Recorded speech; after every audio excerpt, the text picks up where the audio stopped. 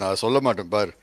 இன்னும் போக போக என்ன ஆக போறது ஒரே மட்டும் பாரு. ஸ்மால் பாய்ஸா இருக்காங்க. எங்க பார்த்தாலும் ஒரே ராவடியா இருக்கு. ஸோ கைஸ் ஒரே கடுப்பா இன்னும் இருக்கு. லைஃப் கூட ஆரம்பிக்கல. அதுக்குள்ள என்னமோ சாதிச்ச மாதிரி பேச வேண்டியது. இல்ல நம்மலாம் இன்னும் எதுவுமே பார்க்காதன்னு நினைச்சிட்டு இருக்காங்களே. எவ்வளோ பேர் பார்த்துருப்போம்.